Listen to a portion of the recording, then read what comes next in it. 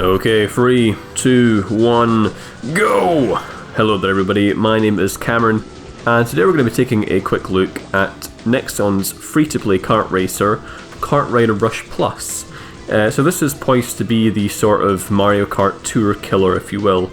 It's a far more traditional kart racing game with, I would say, a higher skill ceiling in terms of its controls. It's certainly proving to be trickier, for me at least, than Tour ever was. It is fairly accessible still, though what really drew me to it is just the breadth of content available at launch.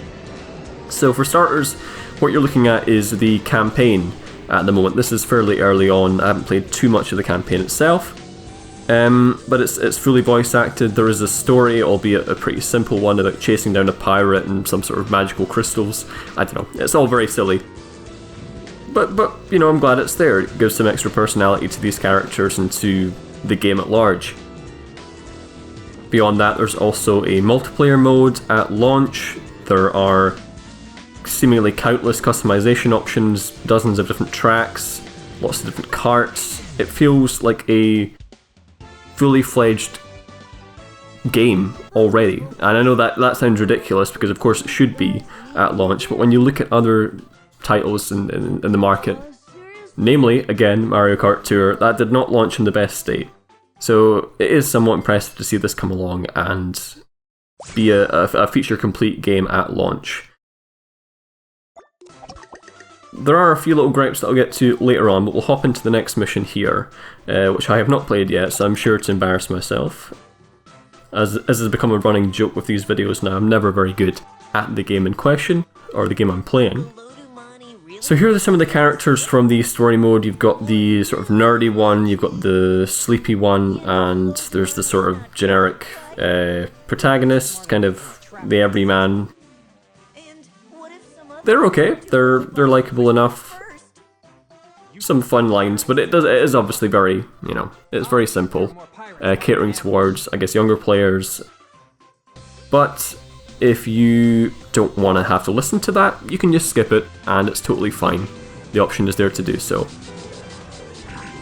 And as I say, what isn't really so much for kids is how tricky this game can be. Not least because my big fat thumbs keep smashing the wrong directional button on the left hand side, and that's not really a fault of the game, that's just me being clumsy. Oh my goodness. Okay, we're not doing too badly so far. There is a big focus here on drifting, which is something I haven't yet quite mastered. So you get your boost, you get your drift, you get your brake there. You can also give yourself little sort of boosts of speed by just tapping the screen rapidly. Might have seen me do it earlier. I'm not doing it here because I'm going to crash into a wall if I do, unless it's a straight road. But yeah, there's a lot more depth to just the core racing experience, which I think is going to keep people around with this one for a bit longer. There is a lot of content, just straight off the bat, as I say, and most of what I've tried so far has been pretty fun and pretty well polished. It looks pretty good, maybe not quite as nice as MK Tour. Obviously doesn't have as recognisable a cast, but you never know, maybe this will be the first in a long line of successful releases here for KARTRIDER. I know it was previously quite popular quite a while back, and this is sort of a major reboot, a re-release, and there's also, I believe, a console version coming at some point. Might be slightly wrong on that, apologies if so, but we don't care about that, we're mobile. Rush Plus is where it's at. So, let's now hop into the next campaign mission, and once I've embarrassed myself once again with this, I'll show you some of the slight problems that I have with this game. And it's a problem that we see in a lot of free-to-play games now, specifically free-to-play racing games. Lodamani's on the move. Lodamani is the sort of pirate antagonist of this. He's so far probably my favourite character, just this massive goofball. Fun to catch. There he is, we're going to be racing him here. Go. I'm concentrating as hard as I can while talking. I apologise for any crashes that may incur. But yeah, you see me there doing the little speed boost. You can just do that. Oh my goodness. You can just do that whenever, and if you're on like a long stretch of road and you don't have your normal boost, you can just use that to sort of help you along and speed things up. And it means that you're always doing something. There's always something to be monitored, or there's always, oh gosh, there's always something, you know, to work on to give you an edge, which is something I think is pretty impressive about this. And as I say, it works well on mobile as well, despite the relative complexity. It all functions quite well.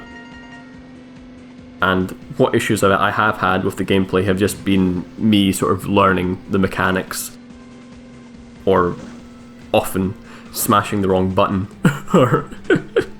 Oh dear. Yeah, the lots of different collectible objects, or I guess, yeah, items that you can use. I don't know what most of them do yet, because as I say, I am fairly early on. I keep getting that little mist thing there, that's annoying me now. Oh my goodness. Yeah, most of them, as I can tell, are just to sort of trip up your opponents, like the bananas or like the rockets in Mario Kart. It's all fairly standard, though there you saw I used the rocket. You can sort of aim it, so there's a bit more of a challenge there to hitting your opponents. It's not just automatically going to lock on and hit them. Yes. So yeah, the characters are okay. I don't think, you know, anyone over a certain age is going to love them all too much, but they're fine for what they are. So let's now show you some of my slight problems. Okay, so here we are at the main menu.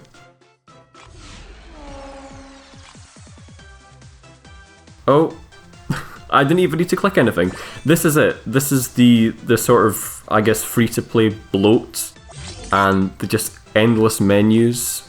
Menus on menus on menus, and just pop-ups. It was my problem as well with some of the more recent Asphalt games. It feels like you're spending more time looking at menus than you are racing. It's not quite as bad here because the races are actually like at least a few minutes long each. They're not just, you know, rapid, then you're back to the main menu again, looking through menus again. Is there a need for all of this? Is there really? I guess they have to keep you around, but like, could this not be streamlined in some way? And those are just the daily events alone, so there's an awful lot. But my overall impression of this so far has been honestly overwhelmingly positive. Just that the core gameplay is, in my view, leaps and bounds ahead of what MK2 is offering, especially back at launch there, especially in case of the gameplay. Shame that the menus do sort of get in the way and there is that usual free-to-play bloat, but what can you do? So hopefully that's given you some idea of what KARTRIDER Rush Plus is all about. I've been Cameron, and I'll see you in the next one, guys. Cheers! Impossible!